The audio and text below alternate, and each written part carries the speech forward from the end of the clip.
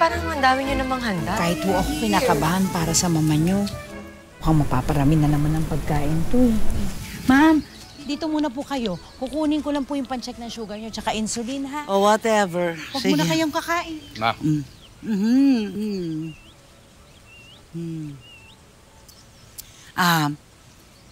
Mabuti umalis kayo ng maaga sa farm.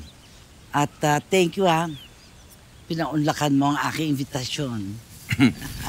Ma, mukhang nagpapalakas kayo sa amin ni Catherine. Siyempre naman, para sa atin to. Pero ma, hindi niyo na po kailangan gawin tong gantong effort. Ang dami niyo pong hinanda. Walang effort yan. And also, this is to welcome a dear friend. We have a visitor. Carlos, darling. Darling, I've missed you.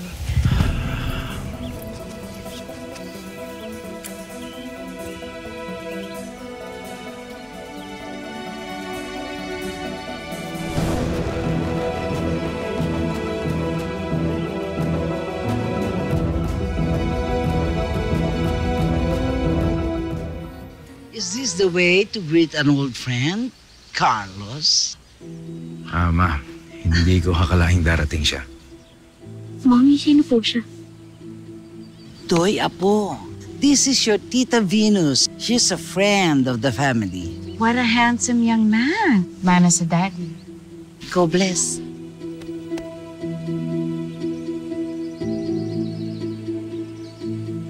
Oh, no. Give me a kiss, baby. What a cutie.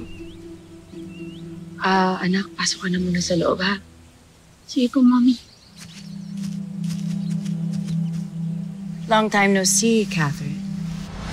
Catherine, bisita ko siya. And she's here for business. Di ba, Carlos? Remember, panangako ni Venus na pahihiramin tayo ng mga lupa niya to produce more crops. And you'll plant the raw materials I'll need for my business. For you, my darling Carlos. And for you?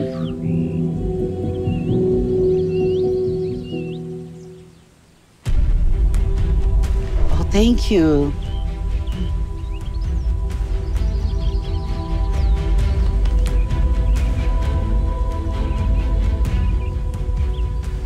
Cheers to our partnership. Cheers.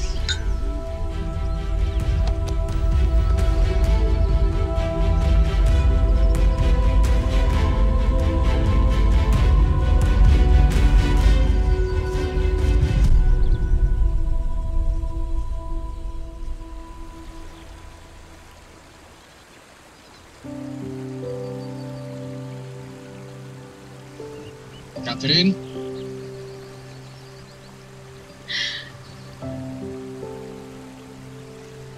Bakit di mo sinabi sa akin? Kami akala ko hindi matutuloy. Akala ko next year pa yan. Kahit next year pa yun o next month. Ang point ko, bakit hindi mo sinabi sa akin? Mami, kailangan natin makabawi. This is the second season na below target production natin. Kailangan natin yun sa farm. Baka may iba pang paraan. Alam mo naman yung problema natin sa La Nina. Nabubulok yung ating mga ani. Mas maraming lupa, mas marami tayong matatanim. And that's better. Para maabot natin yung ating target sa ating production. Yan ang dahilan kung bakit kailangan natin makuha yung lupa ni Venus. Pero Carlos, alam mo kung anong kasalanan ng pamilya nun sa pamilya ko, hindi ba? Alam natin parehas, sangayon sa batas, dapat... Saan naman hilingi tatay eh? Ito pag sinasaka namin. Ibigay yung lupang karapat-dapat para sa amin. Bastos ka! Ano mo?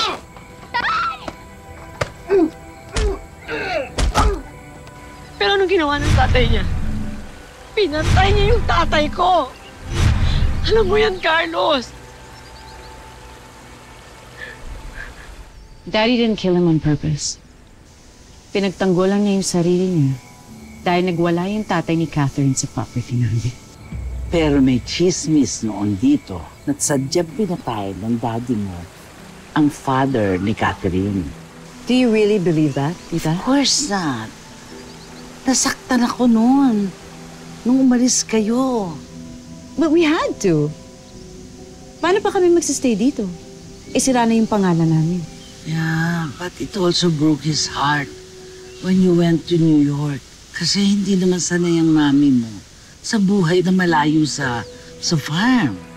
Carlos, nahirapan kami nung nawala si tatay. Kasi ano nangyari kay nanay? Pati siya nawala. Carlos, naiwan ako nag-iisa. Naiwan ako na walang pamilya. Unting-unti na wala ng gana sa buhay si Daddy. All he could think about was coming back home. Hanggang sa huling sandali. Pero na-fulfill mo naman. Kaya nga lang, hindi pa pwedeng umuwi dito sa mami mo. Of course she wanted to come home, Tita. This is her hometown. Pero paano? Ruined yung reputation ng pamilya namin. Pinilit lang ni Mami na magstay sa Manila. Kaya nag-invest siya sa stocks.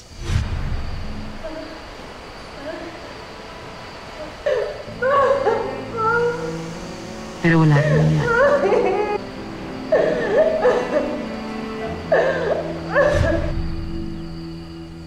Thank you, Tita, for being with us. Hanggang sa huling sandali ni Mami. And for offering me this partnership. Of course. Makakabuti to sa inyo dalawa ni Kay. I hope so too. Bata pa lang siya nung umalis kami kaya wala siya masyadong naaalala.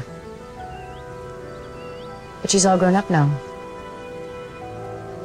Makakapag-adjust din siya. Whether she likes it or not.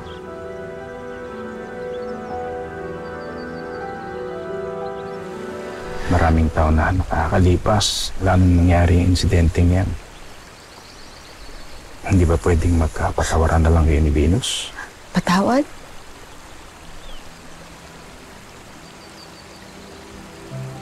Paano ko papatawad? Isang taong hindi naman nagsusorry. Nakita mo naman, hindi ba? Wala siyang intensyon mag-apologize. Wala. Tatay ko ang nawala sa akin. Hindi ganun kadaling magpatawad. Kalimutan lang. Hindi ko kayo suportahan ng babaeng yun. Hindi.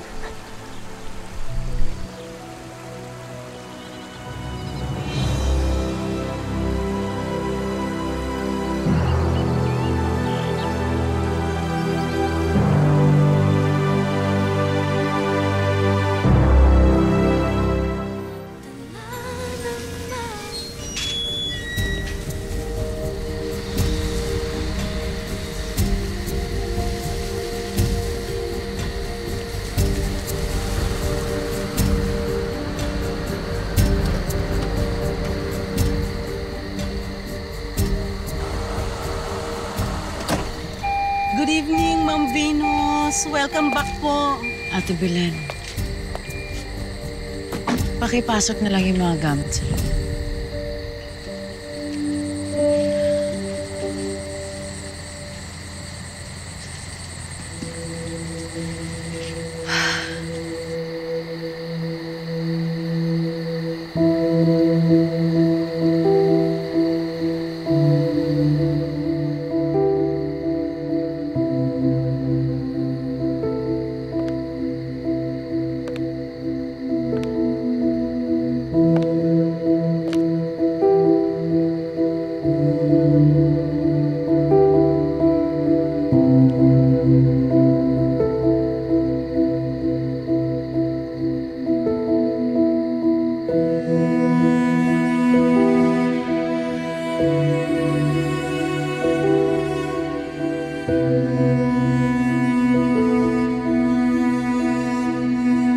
Ito pa rin kong last wish niyo.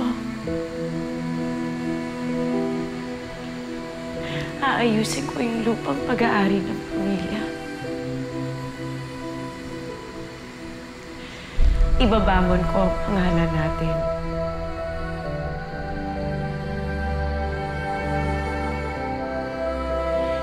And just like I promised you, Dad,